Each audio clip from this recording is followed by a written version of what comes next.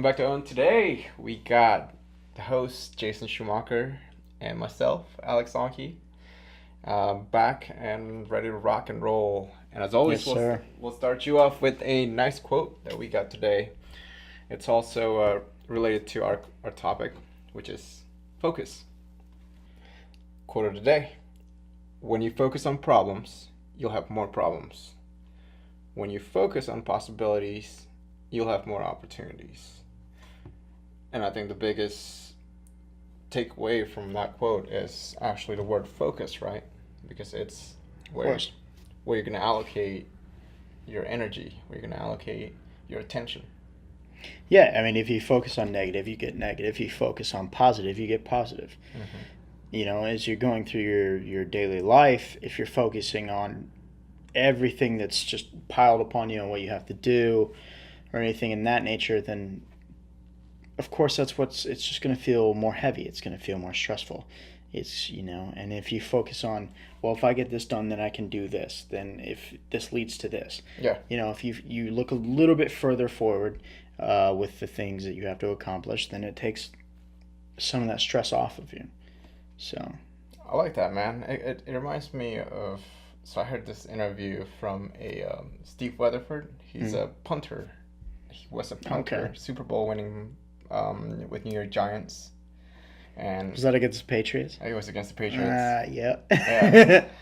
So he talked about punting and just like the art of it. People think it's just like, hey, snap the ball, kick it, right? Not But at when all. it comes to like the big stage, you got Super Bowl, all of America's watching you, and everything Can like you that. imagine?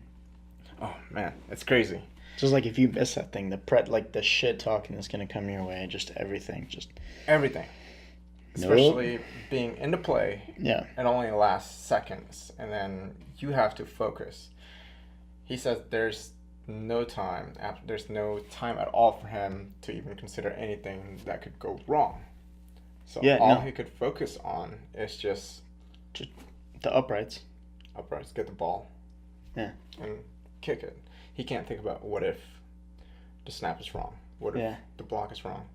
So it's the focus is like it's a huge thing, and I know. Focus on what is most important in that moment, especially in the moment. Yeah, So, it's big, and yeah.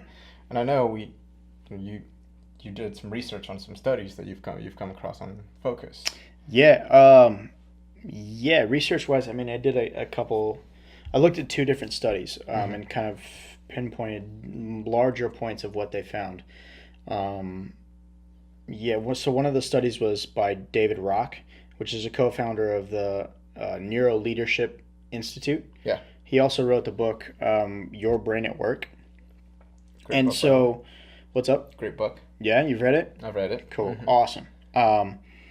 Anybody, I mean, you guys should read it, check it out, audiobook it, whatever you got to do. Mm-hmm. But yeah, so it's a really interesting book. And what he found out was actually kind of baffled me a little bit because he's looking at, how many hours out of the week we're focused. And he found that most people are only focused 6 hours out of the week. And you're looking at, for most people, a 40-hour work week. Oh yeah. 6 hours of focus in that entire time. What are you doing the rest of the time? Yeah. What are you doing the other 34 hours? 34 hours per day. Yeah, Yeah. what are you doing? Yeah. So, he was kind of looking at how we do this, and he found that 90% of the people are focused more so outside of the office, more so in the morning or late at night. Yeah. Which are out of the constructs of our 9 to 5, Yeah. which doesn't make sense for our society when you're looking at this specific finding. Yeah. You know what I mean? Because we've all developed this aspect of where we got to wake up, we got to go do our 9 to 5 for the majority of the people, Yeah. but why? I'm thinking like if we're finding that most of our focus is right when we wake up and later at night when we're off work, then What are we doing why in the aren't we middle? allowing what are we doing in the middle? Like how much more could we get done Yeah. if the work week looked different?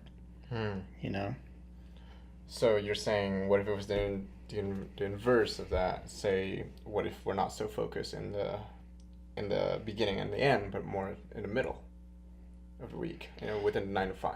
Well, sure, and then maybe like in that middle, maybe we have more time to do whatever it is that we need to do as far as just that release. Yeah. Versus just strictly working in that 9 to 5 range. Yeah. Because what he's finding is in the morning, you're more focused. Yeah. Later at night, you're more focused. So why not offer that mid frame time? Yeah. To be your off time. Maybe you have a longer lunch. Maybe you're going to your yoga. Maybe you're doing your workout. I don't know. Yeah. Maybe you're meditating in that time. Yeah. And maybe your companies can offer that. Maybe they have that 9 to 5, but in the middle of it, they have this meditation program that they do every single day. And you just go and you be. And then, so in the morning, you're rocking. You do your meditation. In the afternoon, you're rocking. You go home. You're good. Yeah. I think it's perks that's never talked about. And not only is that going to give you like a break and get you ready for the second half, it's also morale boosting for everybody. Sure. Because you're going through the experience of trying something new, like meditation, yoga, whatever it is maybe, with all the people that you work with. So it's a benefit that almost is intangible. It doesn't show up on the balance sheet on the dollar amount. But I would imagine that that's the benefit that would go a long way when it comes to morale boosting, employee retention, and things like that. Morale boosting, employee retention, and when you talk about morale, you talk about the employees wanting to work harder and do more for you. Yeah. So your numbers could stay consistent, or they could be higher. Yeah. You know what I mean? Absolutely. I love that. And I'm sure there's a study somewhere out there that's configured that between companies like Google or these kind of companies that implement this sort of aspect. Yeah. That have kind of figured it out and dialed it in. Yeah. You just got to be, but I don't know of them yet. Maybe we can add them into the comments later or something. But absolutely. But yeah, it's just not directly impacting the balance sheet right away, right? Or the cash flow right away. It's more of a long-term study thing. So that's what I'd imagine what it is. And you were talking about the second study that you did, which the first one I absolutely, I think that's a great idea. Just having that middle break. Just because the first thing I think of right away, it's like, okay, do people actually have the willpower, the energy to be focused all day long? Right.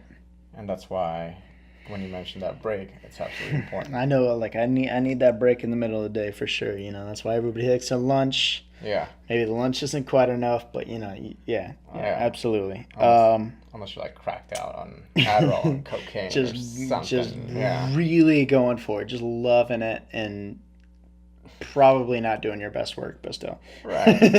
and if you're doing like different things like obviously substance like Adderall or cocaine, you're like, how sustainable is it for the long run, right? Right. Yeah. But no, so you're talking about the second study that I looked at, and it was by Gloria Mark, which is a professor at University of California, Irvine. Yep. And some big notes that she found was that like when once our focus is broken, from whatever task it is that we're doing, whether you're getting notifications on your computer with the emails coming in, or you got a text on your phone, or like certain things that you think you need to get to, it breaks your focus, and it takes about 25 minutes to get back to what you were originally doing. 25 minutes. Think about how much time you're wasting when you just look at that email and you have to, okay, quick answer. Maybe it's a 30-second answer. Right. But it takes you 25 minutes to get back to that original task at the original focus that you were at.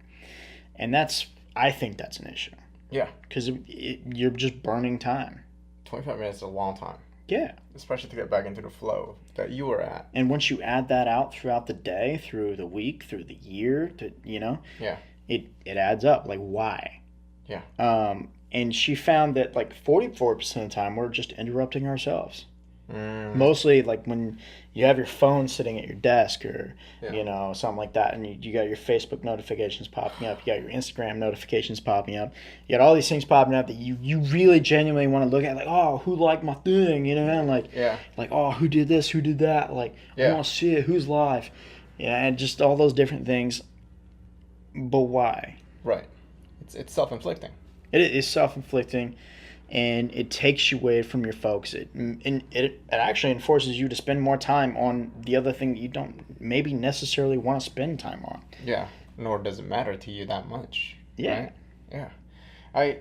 It's almost sickening just because obviously Apple and Facebook and everybody, they have done their own study, right? With their buzzing, and then they know the coloring of it.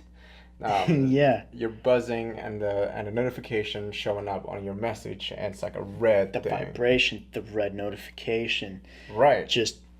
It's all just like you keep looking. You can't help but look. You can't. It triggers an urge to check it. Especially when it lights up your phone and then it hits you with those two things. Yeah. Yeah. So one of the articles that I read a while ago that was useful was turning your phone black and white. Now, is it sustainable for the long run? I don't know. People can you do that? Is there an app for it, or is like so it's in it's in the settings. There's a there's a color settings in your, if you have an iPhone. There's a color settings. We can include the how to on the comment below. Sure. When somebody sends a text message, it's gonna be black and white. So you're not going to be as triggered. Yeah, you're automatically not as triggered. Because looking at that now, I'm just thinking like, yeah, I don't care if something comes through. No. Like, I'm not distracted by it. It's the same color as a lot of my background of the other apps. Yeah. Everything like that. It doesn't bother me. Yeah.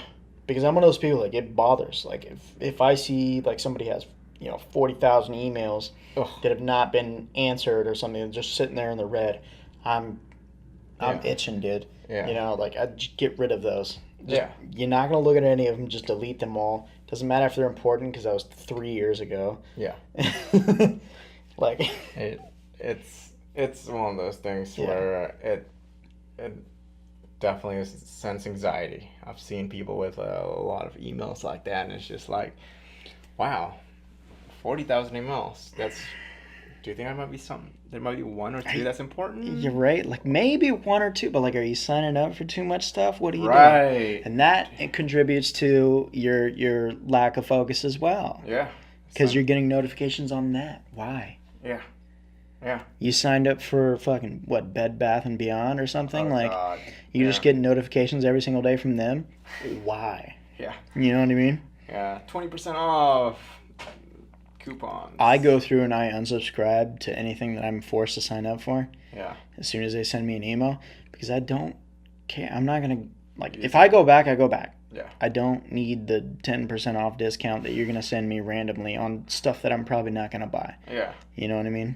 And some of them are like 20% off only till tomorrow. Yeah, exactly. Yeah. Yeah.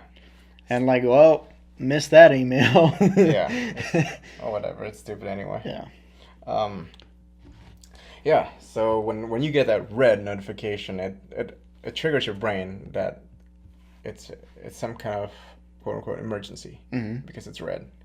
You click on it and you find out it's not really an emergency. It's probably your buddy sent you a meme of a dog chasing its own tail or whatever. But for whatever, like, in the back of your mind, I even still do this. Like, you care. Yeah. But like, do you care? Yeah. Like, when you really think about it, no. Yeah. But like, you do. Well, that's the thing. It's not an emergency, but the second you click onto it and you find it funny, it's a reward. It's a reward system. Sure. It gives value to you. So whenever the next message that you come, you're then trained in your brain to open it up and expect that reward. Right, which I feel like is a little dangerous given the fact that you're trying to focus on a certain aspect. Yeah. Or a certain project, whatever it is that you're focusing on. Because now you're looking at it like, I imagine like a dog getting a treat, you know. Mm-hmm. They did something right. They sat. Mm-hmm. They rolled over. They laid down. They're going to get a treat. That's what you're expecting. It's sort of similar to that, I feel like. That's exactly it. Yeah. Instead of sit, you get a buzz. And you're like, and you're literally like a dog sitting just like salivating. It's almost like your endorphins are just flying off. You're like, oh, yeah, I win. Yeah. Maybe we're not that much smarter than dogs after all. Yeah, I'd like to think so, but maybe not. We'll see once they actually legitimately get the dog can talk thing. You know, when they put that on them and they God, translate. I would hate that. I feel like there's so many confessions that for things that dogs have seen that they just can't tell. I don't even want to know either, dude. Yeah. Especially with their owners, man. Um, What are some things that people can take away in order to improve their focus, in order to as far as like train what they their can brain? do, Yeah. like train. I got some good ones.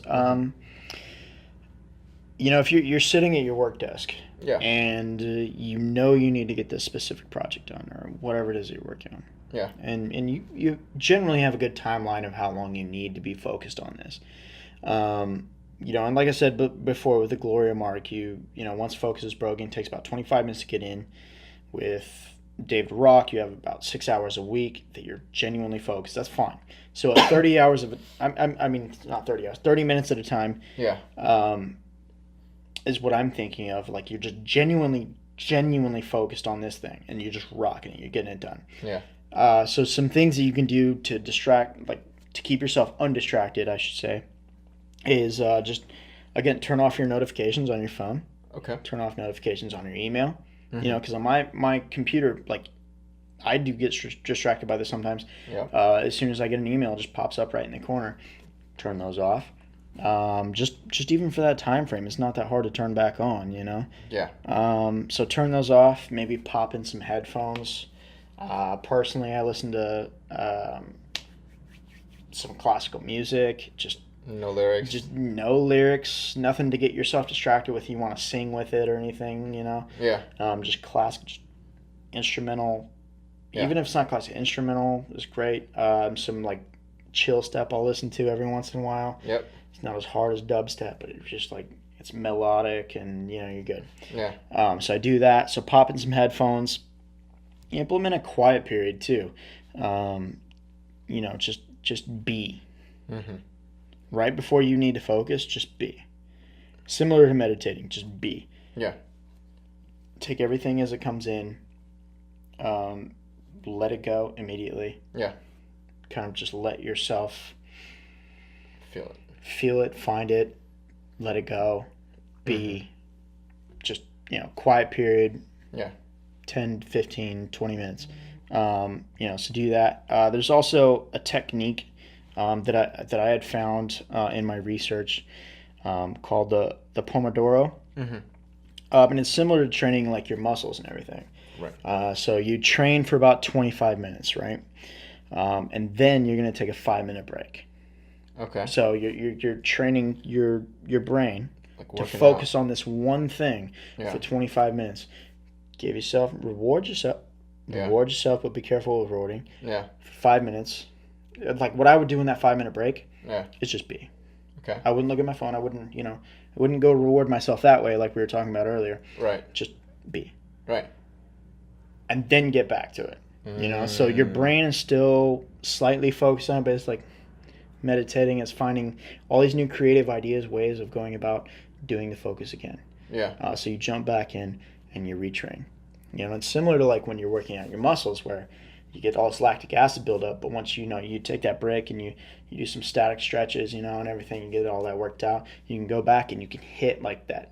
You might be even Those stronger. reps, and you may be stronger. You may get more Right. reps than you did the last time. So it's very similar To work out. in that aspect. It's very effective. So that's a really cool thing to try. Yeah.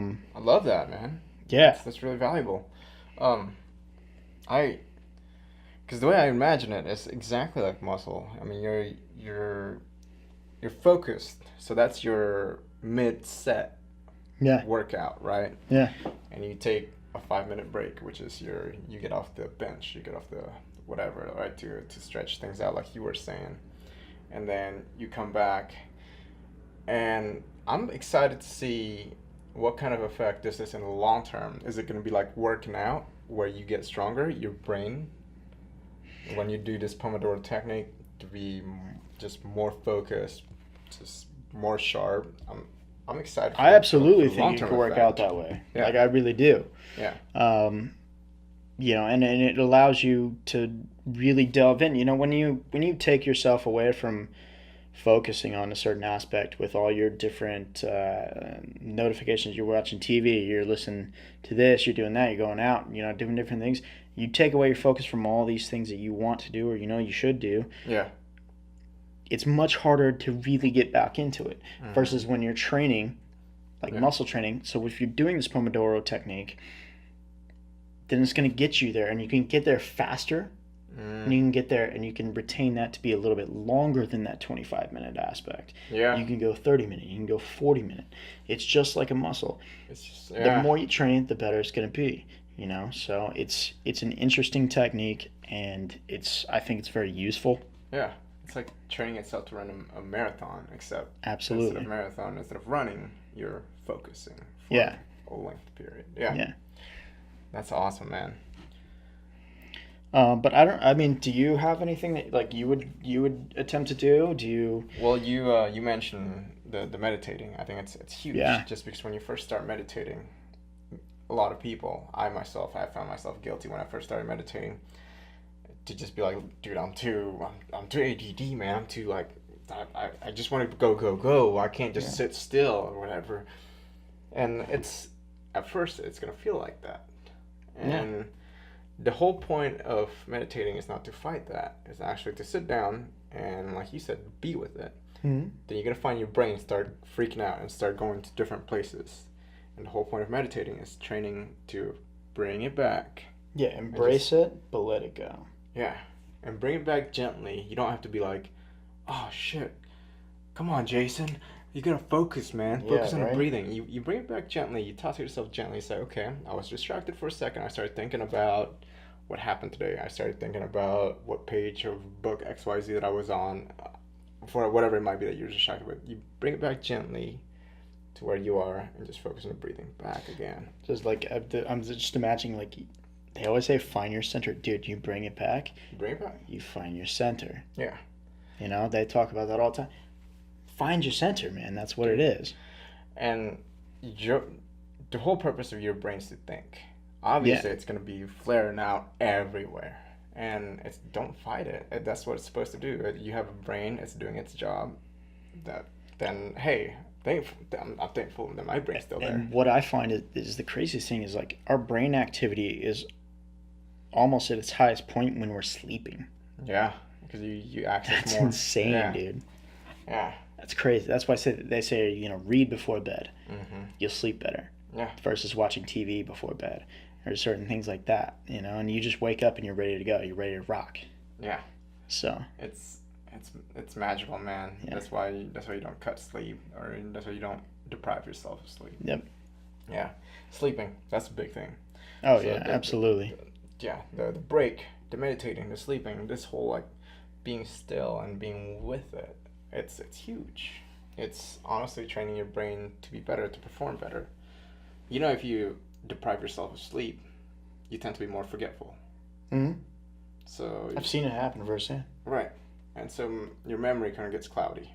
Yeah. It's the side effect of sleep, and it's big. It plays into your brain skills, and obviously it'd be harder for you to focus. To focus, yeah. Absolutely. It's because you're exhausted mentally. So yeah. Yeah, I mean those are usually the things that I would go for: is meditating, taking a break, and value your sleep. So those are your biggest takeaways. Yeah, absolutely. Hit them again. What are our biggest takeaways? Usually what I do is, obviously, the meditating is a big thing. Mm-hmm. And also meditating, being gentle with yourself when you bring yourself back. Taking a break. It's okay to take a break, kind of like in the Pomodoro Technique. Take a break, yeah. Yep. It's a training aspect. Yeah, it's natural. You take a break when you're working out, you're lifting. Yeah. Take a break with the brain. And not over-reward yourself, like you say. Exactly. Because you don't, just like working out, you don't want to get off the bench and then start Facebook and start eating donuts. Oh yeah, right? Yeah, exactly, yeah. And then hit the bench again. Yeah. It just doesn't happen like that. You just kind of like want to just step off the bench and come and stretch it out and come back and work out. Yep. Same thing with brain. You just want to take a little break and then go back to it again. Exactly. And then finally, sleep. I know a lot of people are thinking like, okay, well, I only need 6 hours of sleep. I only need 5 hours of sleep, and you actually need a lot more than that. You do. You need 8 more. You need 8 hours of sleep. I mean, yeah, it's 8. It's like between 7.5 and 8, right? Is the most ideal frame of sleeping. Right. Anything longer, you get a little groggy. Anything shorter, you eventually run the risk of that just building up. Yeah, being sleep deprived. Yeah, exactly. And within your sleep, you go through cycles, right? You go through the light cycle, then deep, then REM. Dip and REM, yeah. Right, and then you kind of go in cycles and all that. So obviously, 8 hours is the length. It gives you enough time to go through the full cycle over and over again, which gets you well rested.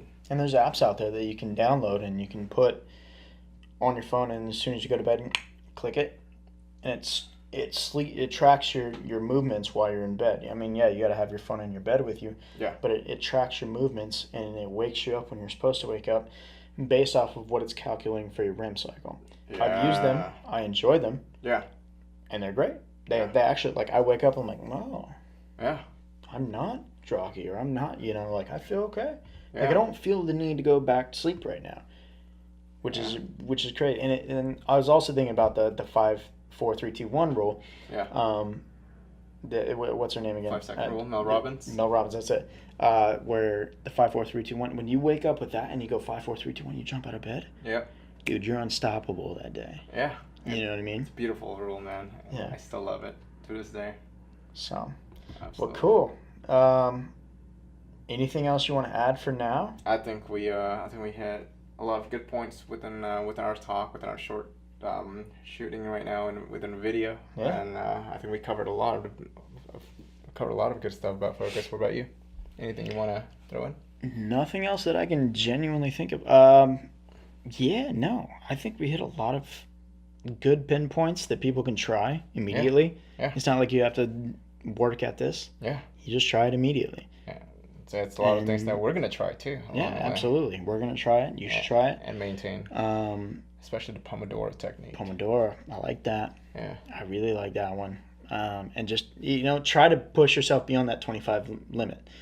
Try to go 30. Try to go 40, just as you would in the gym. Yeah. So yeah, just push yourself every single day. Thank you all for watching and staying with us with this week's episode. Stay tuned. We're going to release more good episodes along the way.